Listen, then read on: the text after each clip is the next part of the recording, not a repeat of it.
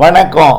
செல்வகுமாரின் மார்கழி தை மாதங்களிலே இந்த ஆண்டு பெய்யக்கூடிய வழக்கத்திற்கு அதிகமான மழைப்பொழிவு. அதிகாரப்பூர்வ வானிலை அறிக்கைக்கு இந்திய வானிலை ஆராய்ச்சித்துறை அறிக்கையை பார்க்கவும்.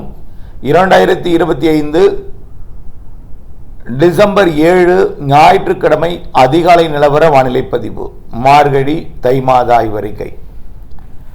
தற்பொழுது நிலநடுக்கோட்டு இந்திய பெருங்கடலில் நீடித்துக் கொண்டிருக்கூடிய காற்று சுழற்சிகள் கிழக்கு காற்றை ஈர்த்து மழைப்பொழிவை கொடுத்து வருகிறது. குறிப்பாக மயிலாடுதுறை மாவட்டம் முதல் குமரிமுனை வரைக்கும் மழை. இதில் நாகப்பட்டினம் மாவட்டம் கோடியக்கரையில் 3.5 சென்டிமீட்டரும், டெல்டாவில் ஆங்காங்கே 2-3 சென்டிமீட்டர் வரைக்கும், ராமநாதபுரம் புதுக்கோட்டை மாவட்ட கடலோர பகுதிகளுக்கெல்லாம் ராமநாதபுரம் பார்த்திபன் வரைக்கும் உள்ளே கூட 4 சென்டிமீட்டர் மழை வரை பெய்திருக்கிறது. இந்த நிலையில் இன்றைக்கு அதிகாலையிலும் மழை தொடர்ந்து கொண்டிருக்கிறது. தூறலாக அவ்வப்பொழுது இடையிலேயே வரும் காலையிலையும். ஆக மிதமான லேசான மழை நீடாமங்கலம் மன்னார்குடி உள்ளிட்ட பகுதிகளுக்கும் இன்றைக்கு காலை பொழியும், வேதாரண்யத்திற்கும் இருக்கும். காலைக்கு பிறகு மதியம் விட்டு விட்டு அவ்வப்பொழுது மழை இருந்து கொண்டு தான் இருக்கும். தென் மாவட்டங்களுக்கு மதிய மாலையில் இருக்கும். தென் மாவட்ட மேற்கு தொடர்ச்சி மலைப்பகுதிகளுக்கும், திண்டுக்கல் மாவட்ட கொடைக்கானல் மலைக்கு தெற்கே, திருப்பூர் கோயம்புத்தூர் மாவட்ட மலைப்பகுதி மற்றும் அதற்கு தெற்கே, மதுரை மற்றும் அதற்கு தெற்கே, சிவகங்கை எல்லாம் உட்பட இன்றைக்கு மாலையில் மழை இருக்கு.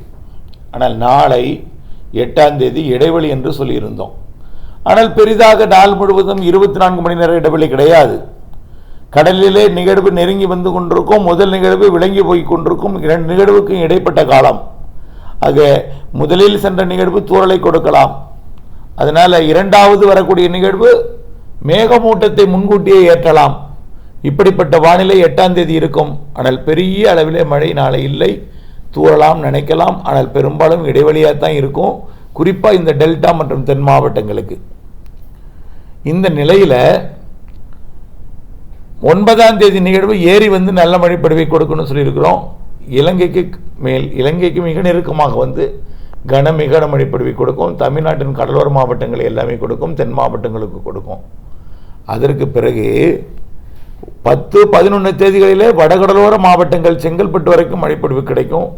பிறகு அது விலகி குமரிமுனை வழியாக அரபிக்கடல் நோக்கி செல்லக்கூடிய நாள் 14-15. பிறகு லட்சத்தீவு மாலத்தீவு இடைப்பட்ட பகுதியில் போகக்கூடிய நாள் 16, 17, 18. இதன் காரணமாக மழைப்பொழிவு இருந்து கொண்டே இருக்கும். தென் மாவட்டங்கள், கடலோர மாவட்டங்களின் டெல்டா மாவட்டங்கள் மற்றும் தென் மாவட்டங்கள்.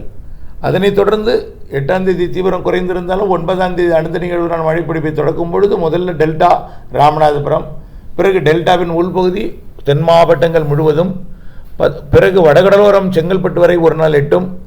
பிறகு இப்படியே 15ஆம் தேதி வரை தென் மாவட்டங்களுக்கும் டெல்டா மாவட்டங்களுக்கும் மேற்கு தொடர்ச்சி மலையோட பாதிக்கு தெற்கே உள்ள மாவட்டங்களுக்கும் கொடுக்கும். பிறகு 16, 17, 18 அரபிக்கடல் போனதும் திருவள்ளூர் சென்னை வழியாகவே மேகங்களை ஈர்த்து, திருவள்ளூரை விட சென்னைக்கு கொஞ்சம் கூடுதல் மழை இருக்கும்.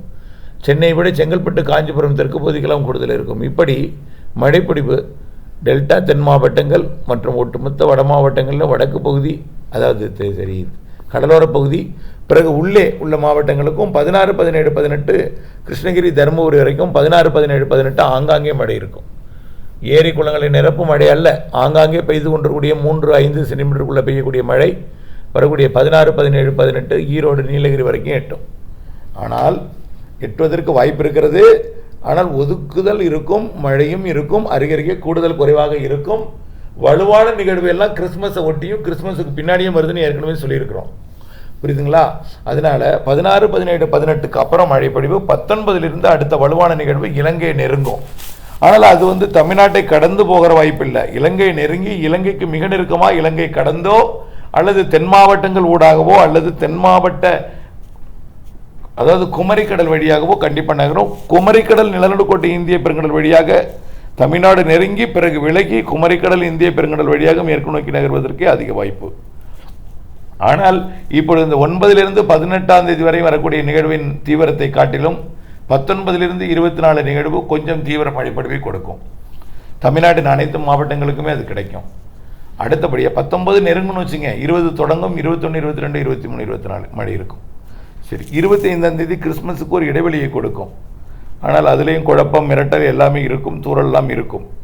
அடுத்தபடியாக 26ஆம் தேதி அடுத்த வலுவான நிகழ்வு, அதுதான் ஏரி குளங்களை நிரப்பக்கூடியது. டிசம்பர் இறுதி கிறிஸ்மஸுக்கு பிறகு வரக்கூடிய நிகழ்வு. அதற்கு முன்னாடியே நிறைய இடங்களில் மழை இருக்கும், ஒதுக்குதல் இருக்கும், நல்ல ஒரு நீர்ப்பெருக்கு சில இடங்களில் பொழியும். குறைந்த நேரம் மழை பொழிந்தாலும் வலுத்த மழைப்பொழிவை கொடுக்கும். வரக்கூடிய 18ஆம் தேதி வரை பெரும்பாலும் கடலோரம், 16 கடலோரம் தென் மாவட்டங்கள், 16, 17, 18 அனைத்து மாவட்டங்கள், அப்படிதான் சொல்லணும். அடுத்தபடியாக வரக்கூடிய 19லிருந்து 24 நிகழ்வை காட்டிலும் அதுவும் மிக மழைப்பொழிவை கொடுக்கும். ஆனால் அதை விட கூடுதல் மழைப்பொழிவு கிறிஸ்துமஸுக்கு பின் வரக்கூடியது. டிசம்பர் 26 தொடங்கி மாத இறுதி 31ஆம் தேதி வரை பலத்த மழைப்பொழிவை கொடுக்கும். அது ஒரு வலிமையான நிகழ்வாக இருக்கும். இலங்கை மற்றும் தென் தமிழ்நாடு ஊடாக கண்டிப்பாக மேற்கு நோக்கி பயணிக்கும். இலங்கைக்கு முன்னெச்சரிக்கை தொடரட்டும். தமிழ்நாட்டுக்கு மழையை எதிர்நோக்கி கொண்டிருப்பவர்களுக்கு கண்டிப்பாக மழைப்பொழிவு அந்த நிகழ்வில் ஏரி குளங்களை நிரப்புவதற்கு வாய்ப்பு இருக்குது. ஜனவரி முதல் வாரமும் அடுத்த நிகழ்வு இருக்குது. ஜனவரி மாத முதல் வாரம், அதாவது 1லிருந்து 6ஆம் தேதி வரைக்கும் நல்ல ஒரு வலுத்த மழைப்பொழிவு அடுத்த நிகழ்வால் கொடுக்க போகிறது.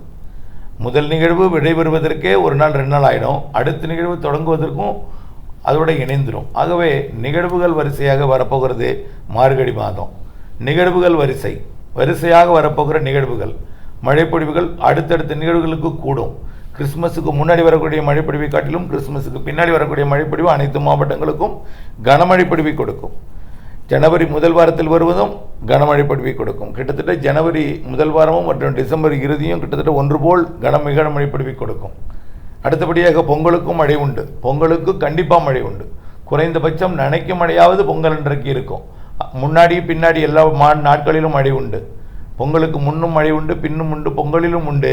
ஆனால் அது இடையூறை கொடுக்கும் மழையாகத்தான் தவிர இயல்பு வாழ்க்கையை பாதிக்கும் மழையாக பொங்கலுக்கு இருக்காது. ஆனால் பொங்கலுக்கும் மழை இருக்கும். ஆக வரக்கூடிய இந்த டிசம்பர் இறுதியும் ஜனவரி முதல் வாரம் தான் நிறைய மழை, பொங்கலுக்கும் மழை என்ற தகவலுடன் ஜனவரி மாதம் அடுத்தபடியாக தை பிறந்தும் மழை தொடரும். அதாவது ஜனவரி 24ஆம் தேதி வரை நிறைய மழை இருக்குது. ஜனவரி பொங்கல் வரை தொடரக்கூடிய மழை அப்படியே பொங்கலுக்கு பிறகும் இருக்கும். ஜனவரி 23ஆம் தேதி வரை அந்த நிகழ்வின் காரணமாக மழைப்பிடிப்பு தொடர்ந்து கொண்டிருக்கும். அடுத்த காற்று சுழற்சி நெருங்கி வந்து மழைப்பிடிப்பை கண்டிப்பாக கொடுக்கும். இது தமிழ்நாட்டுக்கான வானிலை. இலங்கையை பொறுத்த வரைக்கும் இப்பொழுது இன்றைக்கும் நேற்றைக்கு யாழ்ப்பாணம்லாம் கனமழை, காங்கேசன்துறையெல்லாம். அதற்கு பிறகு ஒட்டுமொத்த இலங்கைக்கும் மழைப்பிடிப்பை கொடுத்து கொண்டிருக்கு. ஆங்காங்கே நல்ல மழை. இன்றைக்கும் நாளைக்கும் தென்னிலங்கையில் கொழும்பு அதன் சுற்றுவட்டார பகுதியெல்லாம் நல்ல மழை இருக்குது. இன்றைக்கு வரக்கூடிய 9ஆம் தேதி, நாளைக்கும் 8ஆம் தேதியும் இருக்குது. ஆனால் பெரிதாக இருக்காது. 8ஆம் தேதி கொஞ்சம் தீவிரம் குறைஞ்சிருக்கும். 9ஆம் தேதியிலிருந்து டிசம்பர் மாத இறுதி வரைக்கும் இந்த ஆண்டும் ஜனவரி 24 வரை 2026ஆம் வருஷம் ஜனவரி 24 வரை பலத்த மழை இலங்கைக்கு இருக்கும். அவ்வப்பொழுது அடுத்தடுத்த நிகழ்வின் காரணமாக மழை இருந்து கொண்டே இருக்கும். இலங்கையை பொறுத்த வரைக்கும் ஜனவரி இறுதி வாரமும் உண்டு. பிப்ரவரி 15 தேதி வரைக்கும் இலங்கைக்கு மழை இருக்குது. கடந்த ஆண்டே அப்படிப்பட்ட மழைப்பொழிவு கொடுத்து அணைகள் எல்லாம் திறக்கப்பட்டு, வான்கதவுகள் திறக்கப்பட்டு வெள்ள பாதிப்பெல்லாம் ஏற்படுத்தியது. இப்படிப்பட்ட மழை இந்த ஆண்டும் ஜனவரியிலையும் இருக்குது. அதை விட பிப்ரவரி 15 வரை இலங்கைக்கு இருக்கிறது என்பதையும், தமிழ்நாட்டுக்கு ஜனவரி 24 வரை இருக்கிறது என்பதையும் தெரியப்படுத்த விரும்புகிறேன். தொடர்ந்து வானிலை அப்டேட்ஸுடன் இணைந்திருங்கள். வானிலை அறிந்து விவசாயம் செய்திருங்கள். இணைந்திருங்கள் அப்டேட்ஸுடன். நன்றி.